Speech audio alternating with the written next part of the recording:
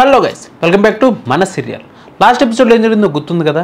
అందరూ అడ్డుకున్నా కూడా వినదు జ్యోత్స్న. చివరికి తాళి తెంచేస్తుంది. ఇక ఆ తర్వాత ఏం జరిగింది అనేది నెక్స్ట్ ఎపిసోడ్కి వాయిదా పడింది. ఇక ఈరోజు అంటే 430 ఎపిసోడ్లో ఏం జరగబోతుంది అంటే దీప మెడలోని తాళిని జ్యోత్స్న తెంపేస్తుంది. దశరథ, శివనారాయణ, కార్తిక్ బాబు, సుమిత్రలు ఎంత ఆపే ప్రయత్నం చేసినా వినకుండా దీప మెడలోని తాళిని తెంపేస్తుంది. దానితో దీప కుప్పకూలిపోతుంది. తన మాంగళ్యం చెరిగిపోయిందని కన్నీళ్లు పెట్టుకుంటూ ప్రాణం ఉన్న శవంలా మారిపోతుంది.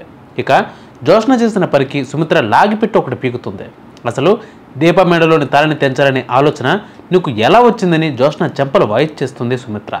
కానీ జ్యోత్స్న నేను కావాలని తెంచలేదు అని పట్టుకున్నాను, అంతే, అది తెగిపోయింది, హడావిడిలో తెగిపోయింది అంటూ దీప మెడలోని తాళి తెగడానికి కారణం నేను కాదని అంటుంది. ఇక దీప బాధపడుతూ ఉంటే కార్తిక్ బాబు ఓదార్చుతూ తిరిగి ఇంటికి తీసుకువెళ్తాడు. ఇక జ్యోత్స్నపై శివనారాయణ, సుమిత్ర నిప్పులు చెరుగుతారు.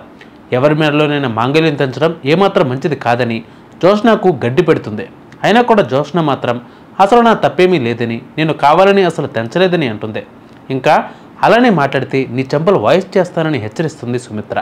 అసలే ఇప్పటికీ ఇంట్లో ఎలాంటి శుభకార్యాలు జరగడం లేదని బాధపడుతున్నా, నువ్వు ఇలాంటి పనులు చేయడం వల్లే అన్ని అరిష్టాలు జరుగుతున్నాయని అంటుంది. కావాలని చేయలేదు కదా అని పారిజాతం జ్యోత్స్నకు వెనకేసుకొచ్చే ప్రయత్నం చేస్తుంది. దానితో సుమిత్ర మరింత ఫైర్ అవుతుంది. మన మెడలోని తాళిని ఎవరైనా తెంచితే మీరు ఊరుకుంటారా అత్తయ్య అని తిరిగి ప్రశ్నిస్తుంది సుమిత్ర.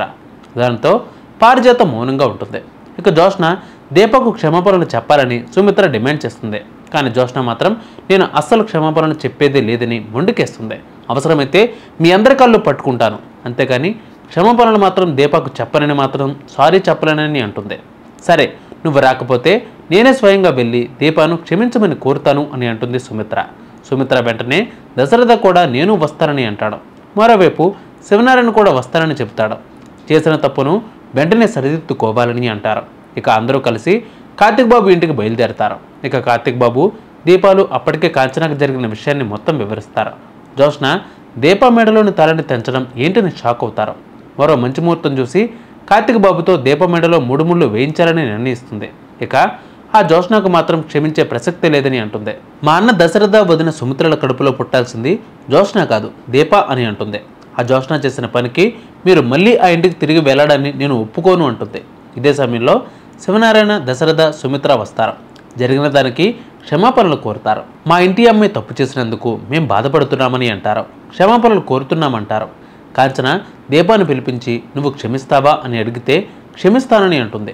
గాయం నీకు తగిలింది కాబట్టి క్షమిస్తావు, మరి నీ కూతురికి తగిలితే అని కాంచన మరోసారి ప్రశ్నిస్తుంది. దానితో క్షమించనని దీప చెబుతుంది. కానీ కార్తిక్ బాబు ఉత్త క్షమాపణలు సరిపోవని అంటాడు. అదొక కండిషన్ ఉందని చెప్తాడు.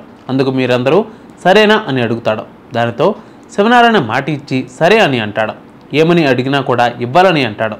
మళ్ళీ మాట మార్చితే మాత్రం సహించేది లేదని అంటాడు. ఇక శివనారాయణ కూడా ఒకసారి మాట ఇస్తే తప్పే రక్తం అది కాదని గట్టిగా చెబుతాడు. అదేదో ఇప్పుడే చెప్పొచ్చు కదా అని కాంచన దీప అడిగితే లేదు, మీ ఇంటికి వచ్చే చెబుతానని అంటాడు. అక్కడే అన్నింటికి ముహూర్తం ఫిక్స్ చేశానని చెప్తాడు. అలాగే నీ ఇష్టం అని చెప్పి తిరిగి వెళ్ళిపోతారు. ఆ తర్వాత ఏం జరిగింది అనేది నెక్స్ట్ ఎపిసోడ్కి వాయిదా పడింది. మరి నెక్స్ట్ ఎపిసోడ్లో మళ్ళీ కలుద్దాం. అందరికీ కీప్ వాచింగ్ మన సీరియల్.